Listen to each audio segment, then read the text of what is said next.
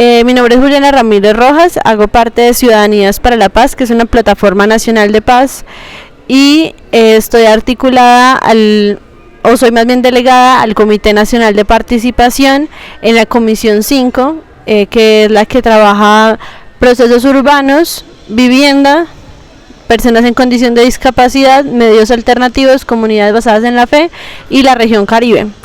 Estas comisiones tienen más bien la labor de dinamizar y posibilitar la realización de estos encuentros sectoriales que nombré o poblacionales y el encuentro regional. Entonces hemos estado aportando como en varios de estos y en otros de otras comisiones como juventud y estudiantes.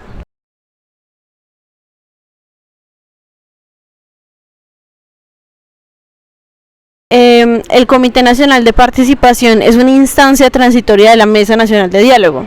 Entonces, cuando ellos se encontraban en el tercer ciclo de diálogo, ahí se abordaron dos cosas muy importantes. Una que fue el cese al fuego bilateral que inició el 3 de agosto y la segunda que era cómo iba a participar la sociedad civil en el proceso, porque hay que recordar que antes en el ciclo número 2 se acordó una agenda de diálogo de 6 puntos y el primer punto de esa agenda era participación de la sociedad, el segundo es diálogo sobre la democracia, el tercero agenda de transformaciones, el cuarto punto de la agenda en general de la mesa es de víctimas, el quinto es fin del conflicto y sexto seguimiento a los acuerdos.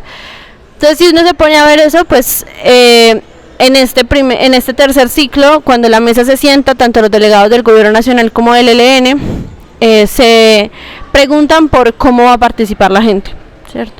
Que respondiendo un poco a ese primer punto de la agenda. Y a partir de eso, entonces se llevan a unas definiciones. Lo primero es que la participación va a ser por fases, que son 4, y que se estará terminando en marzo del 2025. Entonces la primera fase es la de diseño de la participación. Esa es en la fase en la que estamos. Y va hasta febrero del próximo año. Y es el cómo vamos a participar. La segunda fase es diagnóstico sobre la democracia y la tercera fase es la agenda de transformaciones y por último pues la sistematización de los resultados. Entonces para esta primera fase de diagnóstico, de diseño de la participación, pues lo que hicieron fue decir, bueno, la pregunta es cómo vamos a participar, hacemos un marco general, pero que la gente diga cómo quiere hacerlo. Y con eso en mente entonces crean el Comité Nacional de Participación, que tiene alrededor de 81 delegados de 30 sectores, poblaciones y pueblos del país. Y esas 81 personas nos encontramos el 2 y 3 de agosto en Bogotá para hacer la instalación del comité, que no es otra cosa sino que el impulso que le podemos dar a que la gente nos diga cómo quiere participar. Entonces este comité pues tiene como ese objetivo, es transitorio, en febrero se acaba el comité, y luego pues en febrero, cuando tengamos los resultados de todo este proceso, de todo lo que nos ha dicho la gente, que cómo quiere hacer la participación, pues entonces tendremos como resultado unos mecanismos que es los espacios, escenarios por medio de los cuales vamos a articular toda la participación en términos regionales, locales y nacionales. Pero también instrumentos, ¿cierto? El comité se puede entender como un instrumento de impulso de la participación. Ahora está la pregunta de qué sigue, ¿sí? Porque si no es el comité, ¿qué otra cosa va a seguir? Y esa es una pregunta que le estamos haciendo a la gente, para que nos digan cómo creen que debe seguir. Entre los encuentros que hemos realizado hay elementos comunes, y es que el mecanismo, es decir, el escenario en el que nos vayamos a encontrar, además de que no debe ser un evento sino un proceso de participación, eso ya nos va poniendo cambios respecto a esta fase que era de diseño. Lo segundo es que debe ser masivo, debe ser de la voz de las comunidades, y eso no se puede hacer usted delegando o solamente con dirigentes o representantes o con los gremios, ¿cierto? Debe ser pues como con la base social, que no es únicamente la que está organizada, sino la sociedad en su conjunto la que participe, y eso es otro como característica que ha venido saliendo de los mecanismos de participación. Frente al instrumento ha salido que es importante un escenario que la impulse, nacional, regional y localmente, pero aún no está tan claro cómo se va a articular. Eso supone, saldrá también del proceso de sistematización que se haga de toda esa experiencia.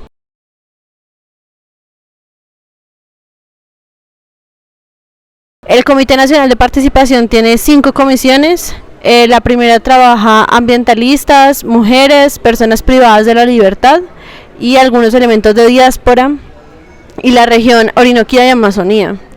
La comisión 2 trabaja comunidades negras, raizales y palenqueras, campesinos, pueblo rom, indígenas y la región del Pacífico colombiano y suroccidente. Están personas privadas de la libertad, sobre todo han estado como en énfasis los presos políticos o los presos por luchar, como les llaman, pero se está hablando también de las condiciones en general de las personas privadas de la libertad. Esos encuentros se van a estar realizando, creo que este fin de semana o el siguiente, de manera simultánea en varios centros penitenciarios y de forma virtual en todo el país, pues en varios lugares del país. Eso es de la Comisión 1. Hay otras dos, Comisión 3, que trabaja con el tema todo de trabajadores, gremios, nororiente y centro, Magdalena Medio, y la 4 que trabaja Antioquia, Eje Cafetero, jóvenes, estudiantes, niños, niñas y adolescentes.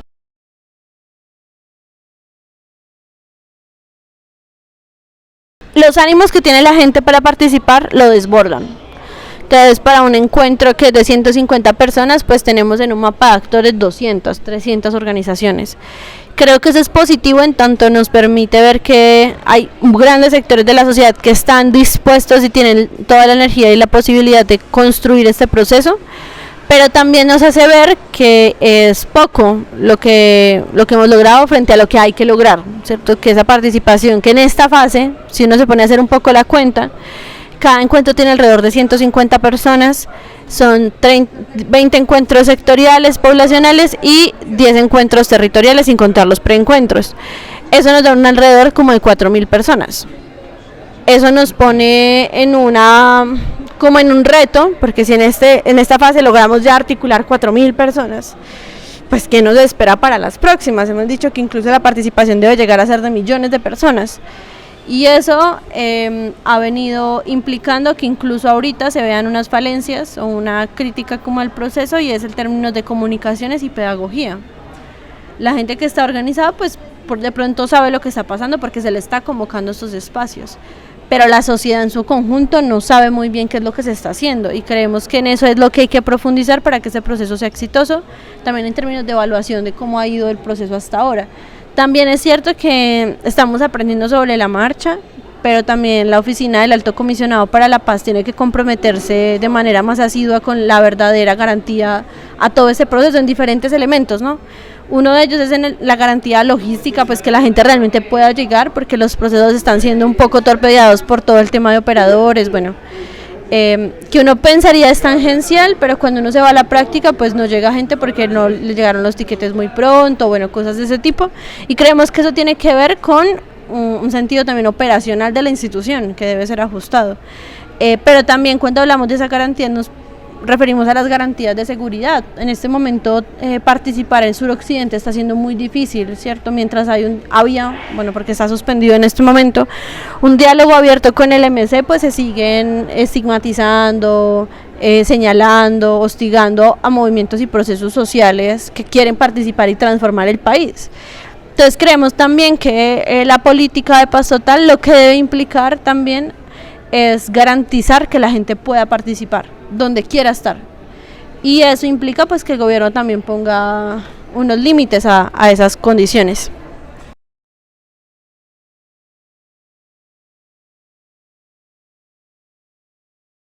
En el encuentro de procesos urbanos estuvimos reflexionando mucho eso. Ahí llegamos a una conclusión. La paz en Colombia se ha pensado muchísimo desde los sectores rurales. Eso es una claridad. El acuerdo, por ejemplo, de las FARC con el gobierno nacional demuestra eso. Y se nos olvida que la mayor parte de la población está viviendo en los territorios urbanos, que ahí se expresan de manera más evidente las inequidades, las desigualdades, la explotación de los sectores populares. Entonces, frente a eso decimos, no es que en los territorios urbanos no haya conflicto, solamente que se expresa de maneras diferentes. Y cuenta de ello, por ejemplo, es que procesos populares de los territorios urbanos pues no puedan hacer su trabajo porque el paramilitarismo tiene cooptada la vida social y política.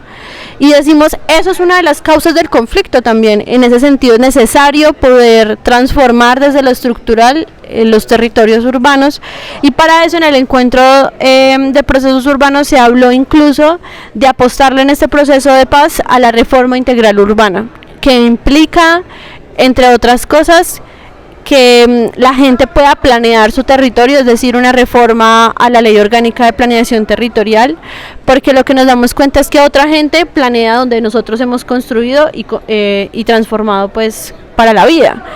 Y por otro lado también implica el desmonte, una política real de desmonte del paramilitarismo, que no va únicamente aunado a la desmovilización de ciertos grupos, como lo está mostrando un poco el gobierno, sino que implica verdad, conocer cuáles han sido realmente las articulaciones políticas y económicas de esos procesos, conocer cómo se ha hecho el lavado de dinero, pero sobre todo una transformación cultural y territorial de esas prácticas, que no será fácil, pero que creemos que en el marco de esa reforma integral urbana se podrán tocar esos elementos y muchos otros para hacer posible que esas causas que han dado origen al conflicto pues hoy no permanezcan, porque es, pues lo que decíamos es, no es cierto que el conflicto está allá, únicamente en los escenarios rurales, aquí se expresa todo el tiempo.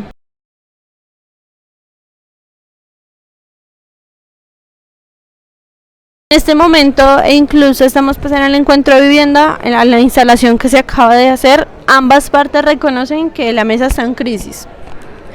Y creo que reconocer eso pues también parte por ser sinceros a la hora y de tener crítica y autocrítica en este proceso.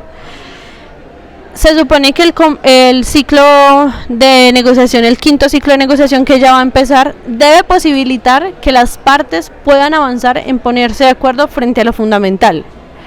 Ambos han dicho escenarios públicos que le van a seguir apostando a la paz y creo que eso es un buen mensaje para Colombia, pero esa paz también debe tener compromisos porque si no es muy difícil, ¿cierto? Uno no hace la paz con el amigo o el que es igual a uno, sino con el diferente.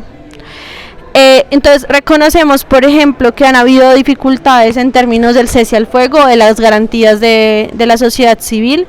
El gobierno nacional ha cometido también varios incidentes muy graves frente al cese al fuego, entre ellos lo que denunciaron procesos sociales e incluso el mismo Ejército de Liberación Nacional, que fue a bombardear un campamento. Eso es una clara violación al cese al fuego. Pero también hay acciones por parte del Ejército de Liberación Nacional que ponen entredicho un poco la legitimidad o la voluntad de paz, como por ejemplo la retención o secuestro del papá de Luis Díaz, pero que implican muchas otras cosas, ¿no? Eso implica pensarse fundamentalmente, por ejemplo, los proyectos productivos, bueno, otras cosas en el largo plazo frente a cómo es que es construir la paz. Entonces creo que en este momento sí hay una crisis, eso no se puede negar, pero también creo que las partes tienen la voluntad de poder superarlas para construir este proceso. Lo que como procesos sociales hemos venido diciendo e insistiendo es que es necesario que la sociedad en su conjunto tenga garantías. Porque si decimos que este proceso tiene como corazón la participación y la gente no tiene garantías, no será posible avanzar realmente.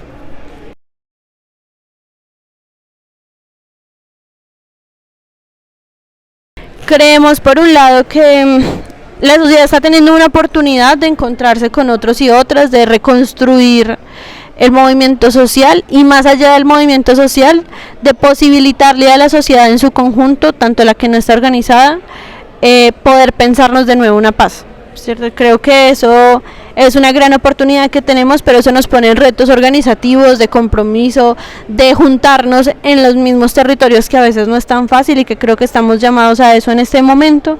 Y por otro lado, el proceso en su conjunto tiene un gran reto y es poder comunicar lo que está sucediendo porque no está pasando. Entonces la gente sigue sin saber qué es lo que sucede con el proceso, qué encuentros están haciendo, qué está saliendo de ellos. Y eso implica entonces pues que si uno no está haciendo eso con la gente, pues la gente no va a entender el próximo año para qué los vamos a convocar.